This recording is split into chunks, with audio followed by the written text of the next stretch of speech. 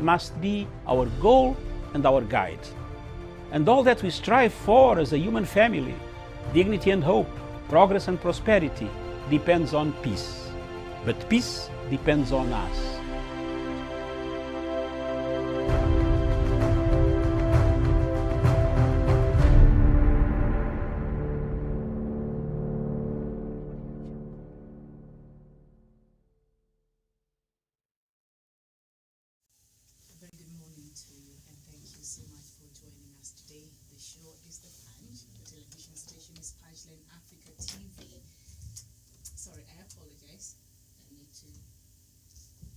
Sorry for that. My audio had a problem there. But a very good morning to you, and thank you so much for watching us today. The show is The Punch, and the television station is Punchline Africa TV, where we make it our business to look at what's happening around the continent of Africa. And on the show today, we're going to look at the week that was. We shall start with Kenya, and later on look at the trending stories across the continent this week. My name is Miriam Mugutu, and a warm welcome to you. And joining me from the other side is Professor Jared Onyari. Professor, good morning. Good morning, Miriam. Good morning, Mwega, and our viewers from wherever they are around the world. All right, thank you so much. And also the other side is Kidi Mwanga. Kidi, good morning.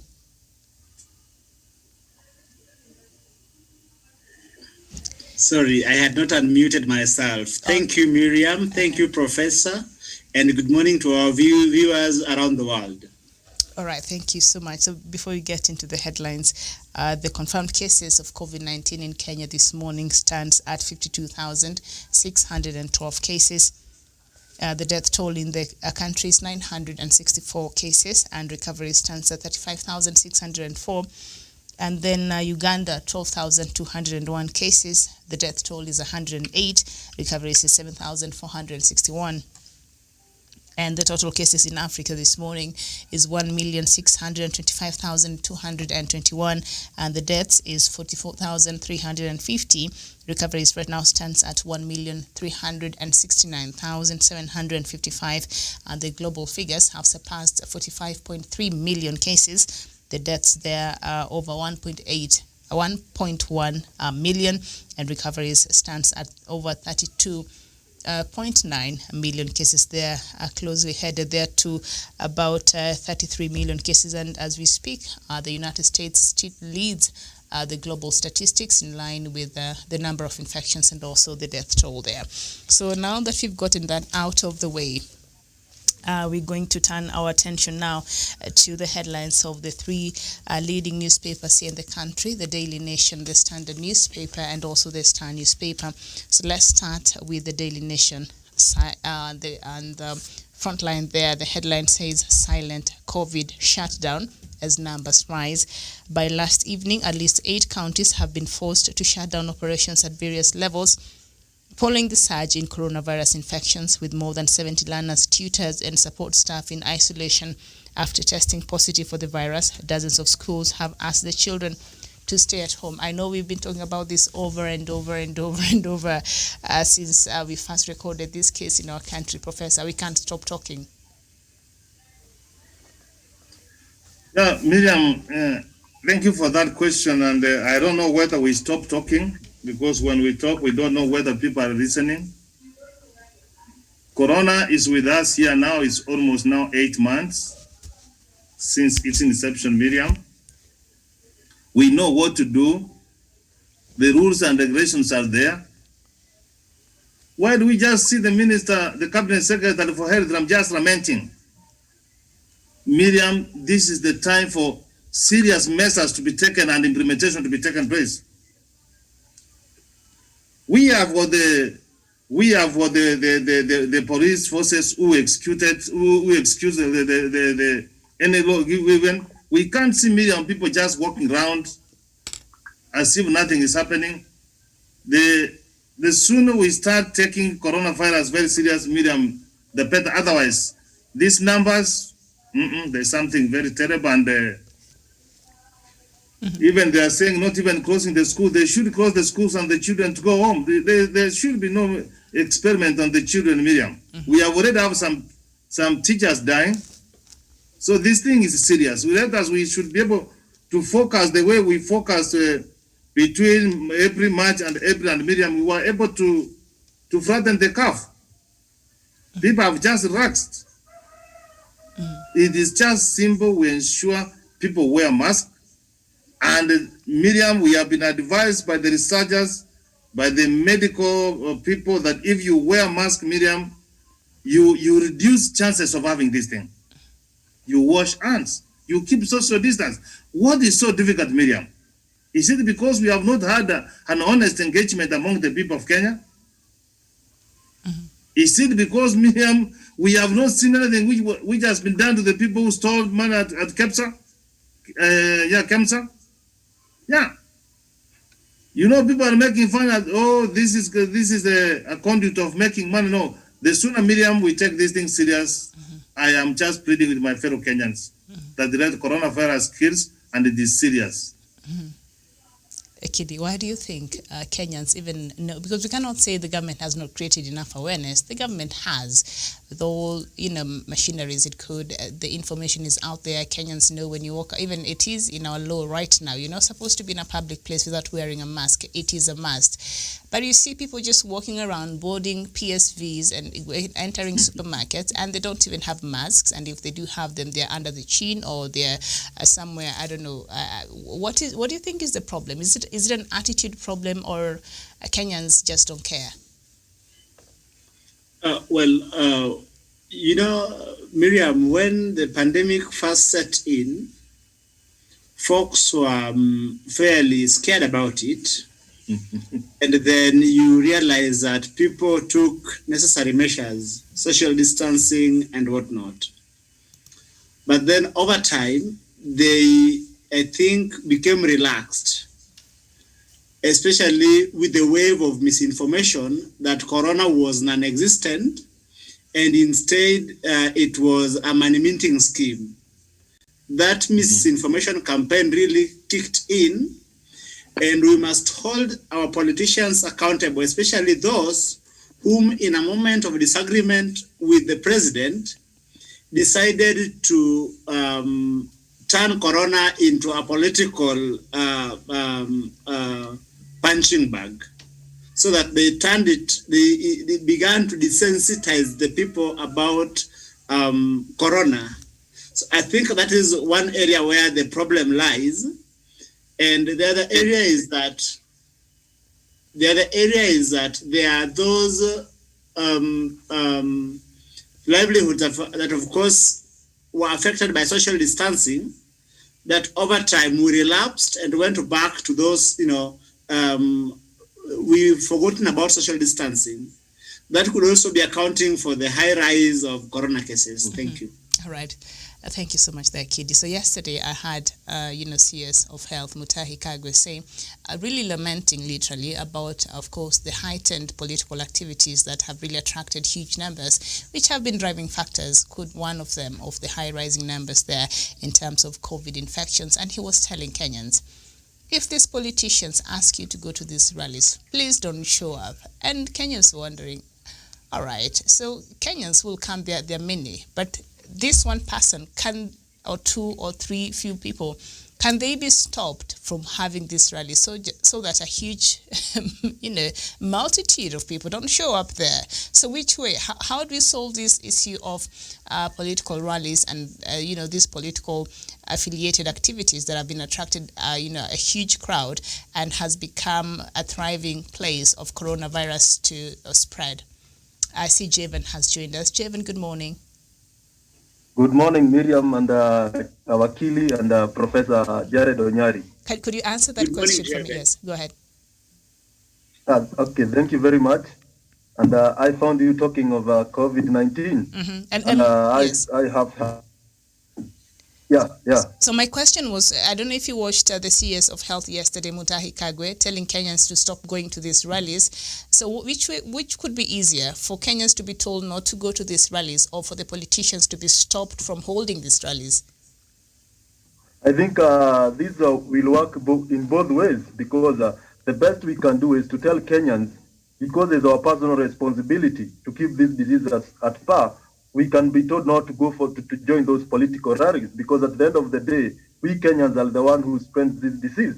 That is one thing that I think personal responsibility, and I think from Mutahi Kagwe, he has maintained much on personal responsibility and personal discipline, ensuring that we keep this disease away. And I think it could also be easy if the government cracked the whip and stopped this political gathering, because at the end of the day, if these political gatherings are not there, Kenyans will not attend. And in the vice versa is also true. If Kenyans don't attend these political rallies, these politicians will stop coming. Therefore, it will work on both sides. But I think could be easy if they stop these political rallies by politicians themselves. So at least these Kenyans, Miriam, there are some who are very idle. They don't have something, they don't have anything to do. And if they hear their politicians around the town, they will just go there, because at the end of the day, they will get a wheelbarrow or a small something or 500. And I think it is easier to stop the politicians from gathering around where people are. And it is also true that what Busia said is true. Let Kenyans avoid these political gathering. But Miriam, how will a person who slept hungry avoid this political gathering with a promise of a packet of unga? Let them stop this political gathering once and for all, so that we keep this disease as far. Because as where I am today, in Laikipia County, this is Nanyuki, the numbers here are increasing, and I think even in the county government, some officials are said to be infected, although the information is not in public domain. That is what is being said. And you see, this disease has come out even to these other towns, not only in Nairobi, but this disease is spreading like bushfire, and it's high time the government stopped this kind of political gathering and closed some of these things. Even the church should be closed, even schools if possible. Going forward. Thank you, Miriam. Going forward. Professor, do we stop the people from going to the rallies, or do we stop the politicians from holding these rallies? Which one could be more effective in the control of COVID-19? Miriam, the fish starts rotting from the head. You have heard my kid chef, and they are trying to say much of the blame is being heaped at the politicians. I have found it so difficult to come to the terms with this man from Kimiriri. How do you call this man? Baraza. He was saying that corona tu ni homa tu, and that's the message, Miriam, coming from a reader. Ati corona ni kitu wametumia tu kuchukua pesa. Are you those kind of things?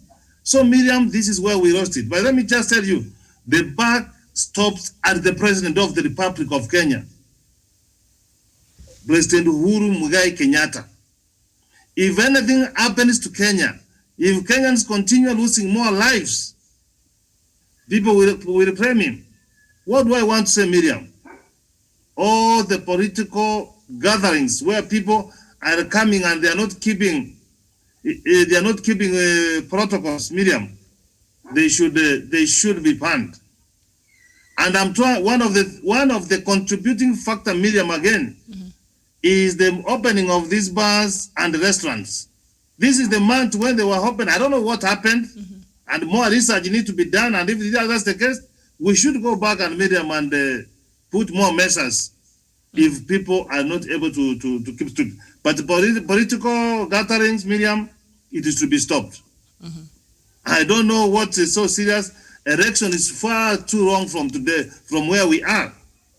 Much focus should be done on this. But Miriam, the president has to take action. All right, very well. Now, Kidi, even as we look at what is happening now in the surging numbers of COVID-19, down there on the Daily Nation, it says fresh plan to reopen schools for all learners. And the Health and Education Ministries are in advanced talks on full reopening of schools despite the current spike in COVID-19 infections. However, concerns over preparedness of schools and adherence of COVID-19 prevention measures still abound. I'm confused. Kidi. Miriam, one thing is, I would say that the Minister of the Cabinet Minister, the CS for Education, as the representative of the government in that capacity, owes the people of Kenya the duty of communicating coherently on the measures that the government is putting in place to ensure that at the very least we secure our children.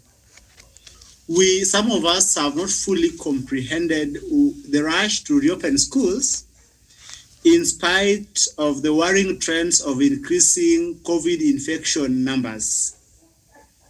Because our children have been away from school for 8 months or so. They went home in the first quarter of 2020.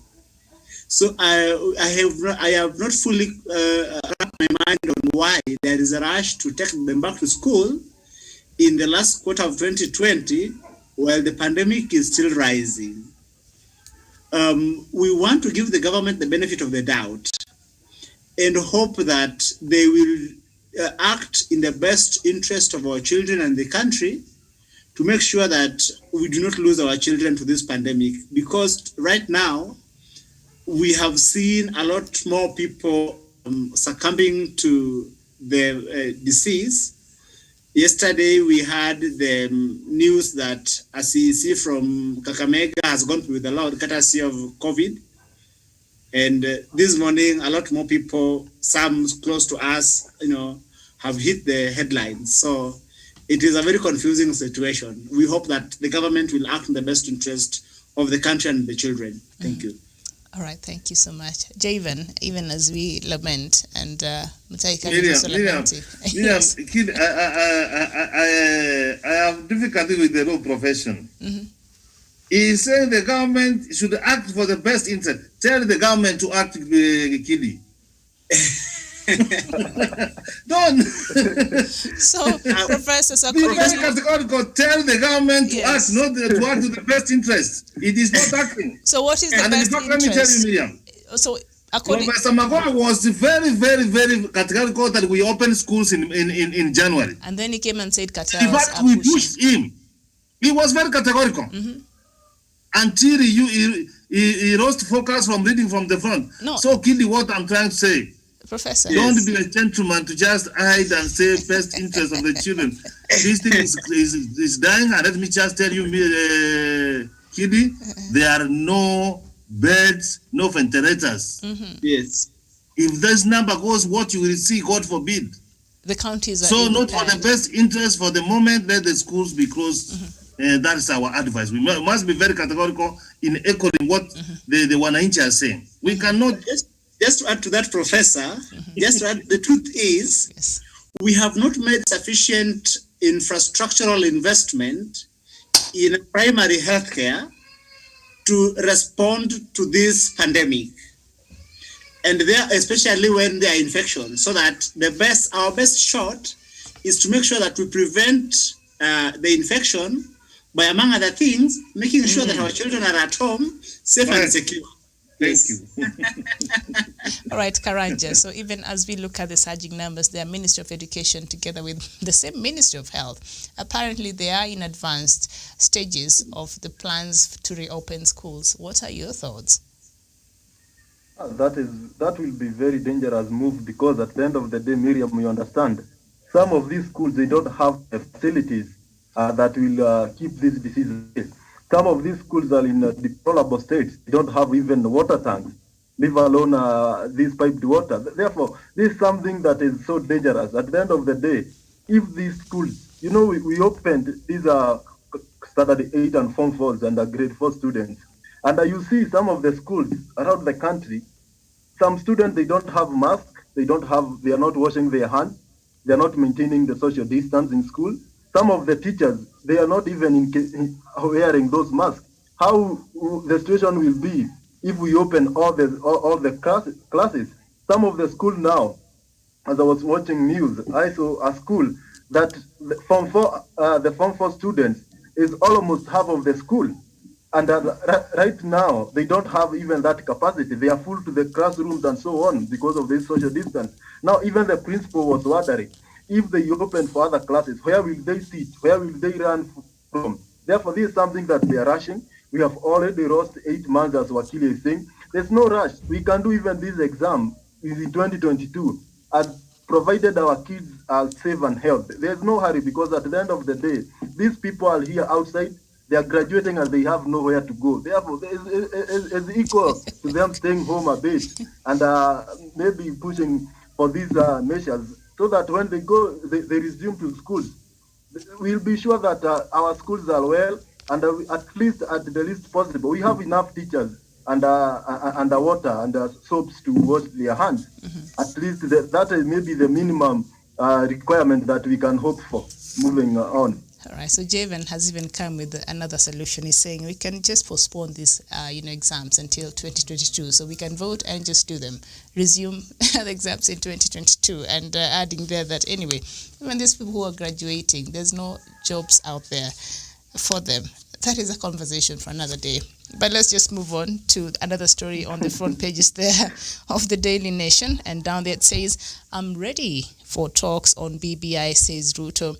Deputy President heeds elders' call and reaches out to leaders from across the political divide, urging them on the need to build consensus on the proposals in order to facilitate an uncontested referendum. Oh, okay, so he's in for that, and in a significant climb down from his hardline position on the report.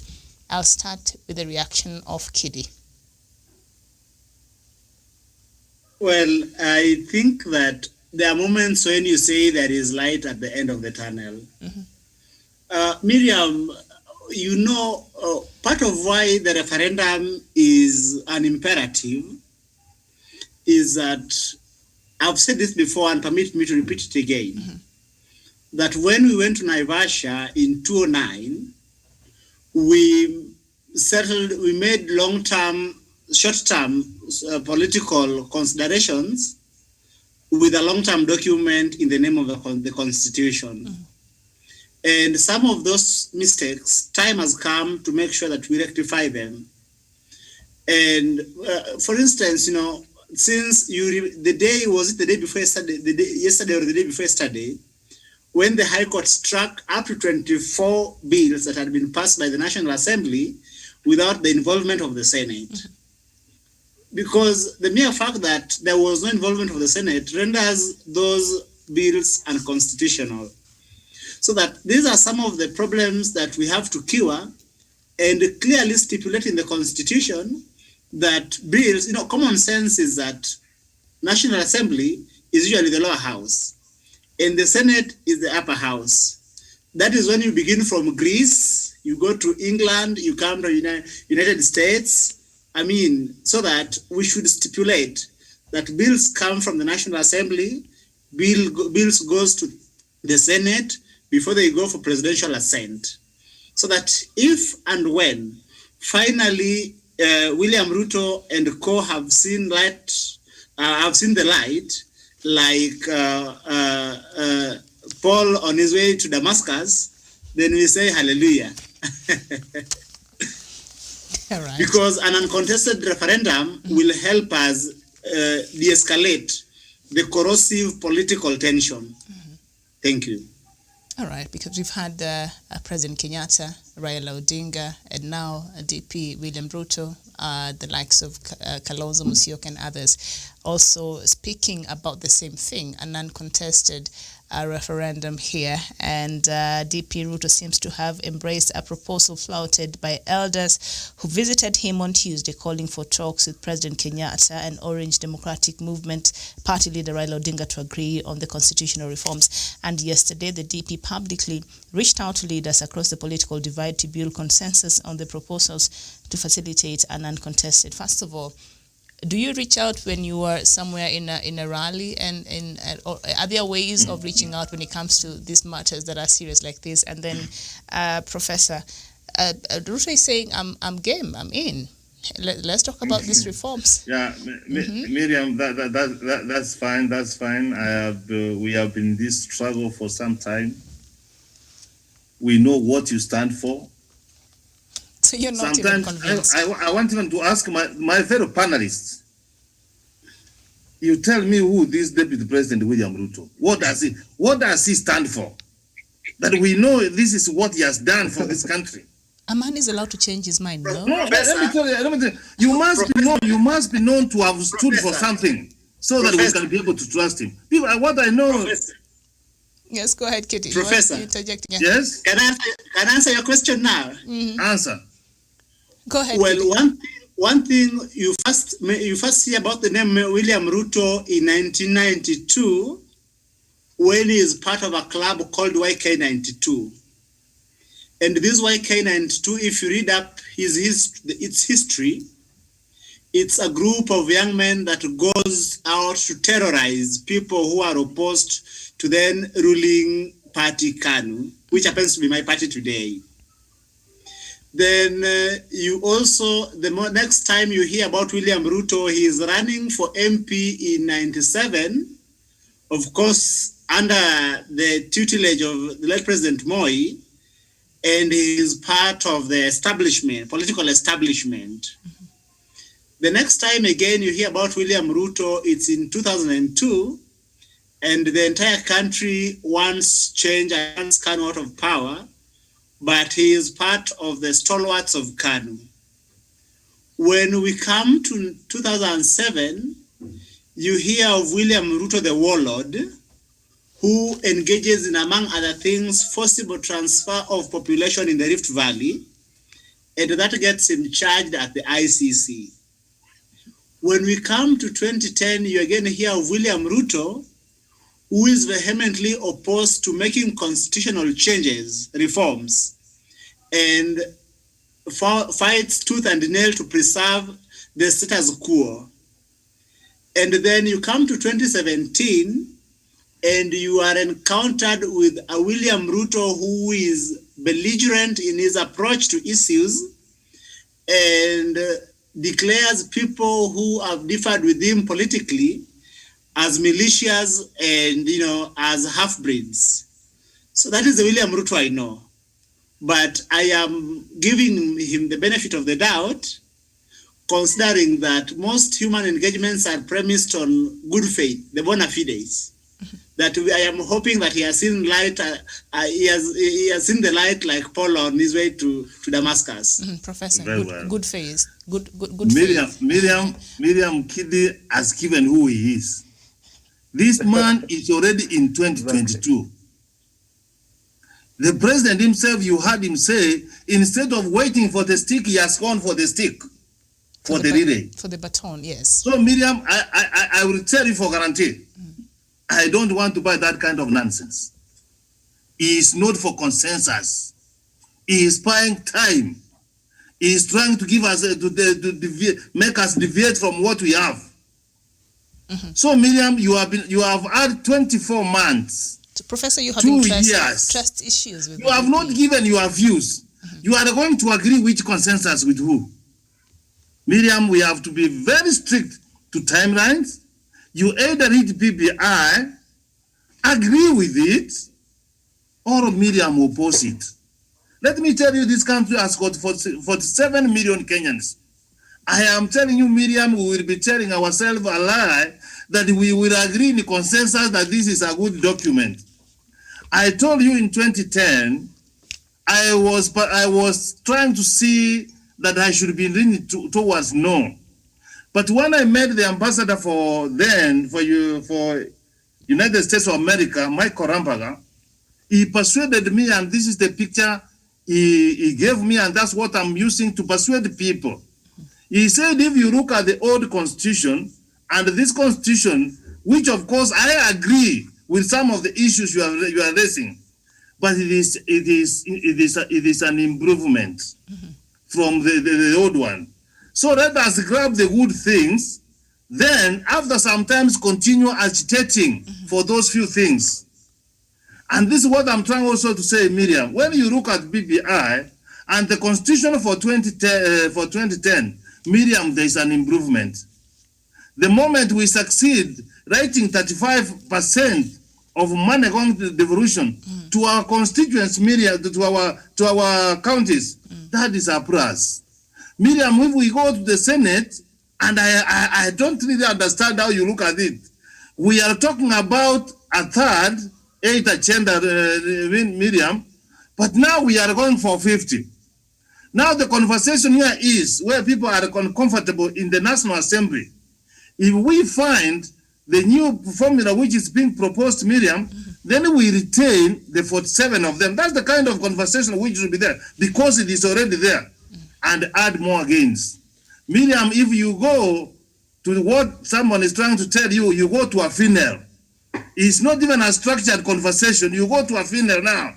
Now, instead of comforting those who have been bereaved, Miriam, is where you are going to tell now that you have listened to the elders.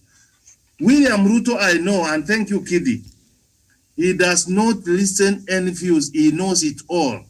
A person who knows everything, Miriam, cannot change. So if they happen to listen to him, it is just like going to transform the way Dr. Masanga puts it. You hang yourself there. You expect to be alive. Let us continue. Let us prepare the question. Let us fine-tune BPI, Miriam. And then we meet those who are opposed. Miriam, in any event, even if BBI does not succeed, we have a constitution. We can continue with it. And if the majority feels that it is so good, but if you enter this tricks of saying let us need consensus, Miriam, even the people who are saying for consensus, I have been in the struggle and I believe in the struggle. I am a revolutionary. That is who I am, and I have got no sympathy. All right. I have got no apologies to make. Not even the people who are trying to say the one who came with this idea. Look at Oginde. Look at Watermelon. The Honorable Kalonzo Musyoka. Look at Musalia Mudavadi. These are the people who are coming with the consensus. And when you look what they stand for, you look at the behind, you look at the front, you look at the sides, you don't differentiate the difference. Professor, life is full of the struggle. We have to struggle to midwife BBI. Leave my bishop Oginde alone. Professor, you want Miriam, to say can I weigh in? Okay. Thank you. Well, I know Miriam feels jittery because Bishop Oginde is her bishop. Well, I go to sit up every now and then. I have some respect for him, but go ahead. Yes. Professor, you have brought out something that is very profound, that William Ruto could be engaging in deception that is geared towards slamming brakes on the process so that everyone wants to mold consensus. Then this supposed consensus takes us all the way to late 2021. Then all of a sudden he bolts out again and then says that let us go to the elections of 2022 when we have not been able to effect these changes. I find that submission very profound, and it is something that is like we can actually happen if we are not alert enough. So thank you for that submission. I wanted to flesh it out as I've done. So, Karanja, apparently now consensus equals buying time. So yesterday, during the launch of, this is what DP Ruto was quoted as saying, during the launch of the BBI report at Bomas, President Kenyatta urged us to build consensus and reach out to each other, let leaders not drive the country into a divisive engagement for selfish political gain. This is Ruto speaking. And he's saying on Tuesday, Mr. Ruto is also told elders led by President Kenyatta's cousin, Mr. Kungu Muigai, that he is willing to negotiate. So he's saying we have consensus and also we shall be negotiating. Karanja, Ruto is saying, you know what, I'm open to this process. And Kidi and also Prof there are saying, nah. Well, Kidi kind of sees as if he's seen the light and is turning, but Professor is not buying this change of heart. What is your position? Sorry? Professor is not buying this change of heart. Thank you, Miriam. And yes. let me say this, and I agree with the statements from Wakili and Professor. But let me say this from my side, and I think for this time, William Ruto is coming to the negotiating table with some irreducible requirements. You know, he is coming there, and I saw his people saying that if we must talk about these things, we must make sure that we get into the matter of IBC, the judiciary. And there is something they are talking about of this Senate, of equal representation of women. and they are telling women that the Senate have been degraded to a lower house. And these things, you cannot come to the negotiating table when you are looking for peace with some things terming them irreducible requirements that must be fulfilled. Therefore, it's like we are going for this consensus to praise William Ruto because we are the one who we are buying his agenda. And this will not work. This meeting a consensus is when two parties come together and they agree on something, not somebody coming with his own things for other people to agree on. That is the difference, and that is why I think what Professor have said and they were killing. William Ruto is here buying time so that this thing is dragged there, and before we realize we are in the late 2021, and the best he can do is to shift out of the negotiation and start beating the drums for 2022. That's exactly what he is doing. Because yesterday I listened to the former senator for Machakos, Mudhama, and he was telling people that don't worry about this constitutional amendment. When we will get to office in 2021, we will bring more inclusive document that will be for all hustlers. You see, these people, they have planned. This is something that they know very well. It will not work. You see, Miriam, and All right. Yes. something else that you must agree. The team you saw yesterday, the team of senators led by Senator Olekina, Senator Mudhama, Senator Mutula Kilonzo Jr., and Murkomen. These are people that we know. They dragged behind and they made the process of the revenue allocation formula to take long time in the parliament. And those very senators are the same people the deputy president and the Musalia Mudavadi are working with to bring the consensus, which consensus will be brought by the people who support William Ruto alone. This kind of thing is what is doing this process. And let me tell you, Miriam, these people, they have opposed this old constitution, the 2020 constitution, and they didn't tell us when, you know, they were telling us there was something that was not good in 2010 when they were opposing it. They didn't tell us when these things were rectified and they accepted it. Therefore, these are the same people. For now, what is consuming the whole battalion of Tanga is because they over-consumed by 2022 politics. And they think if we bring this BBI document, William Ruto will not have the chance to rule. I think that is what they think. And for them, they think handshake was brought to curtail William Ruto and to flip his wings so that he does not get to State House. And that is not the fact. The fact is that this is a process to unite Kenyans. This is a process to bring reforms in our electioneering process so that we have a credible electioneering process whereby if you are declared the winner, you are the actual winner. That is where we are heading with this BBI. And these are the people who have thrived politically in elections that are contested. Therefore, they must be worried, Miriam. Okay, Karanja, thank you. So also in that story, the elders, I'm reading from page 4 of the Daily Nation, where DP Ruto met with a section of leaders led by President Kenyatta's cousin there, who also met Amani, Congress leader, and they've been trying to meet leaders across the country to see how, you know, they can bring everybody on board, which I think as elders, that's what elders do, all right? Palipo na wazee, but before you come in, Professor, now the elders then suggested that Mr. Ruto and Mr. Kenyatta and Mr. Odinga hold a joint meeting and address the country on the BBI. Kidi, is this a kind of a rally that you're looking forward to see? Not a rally, but a coming together. Let me first say this.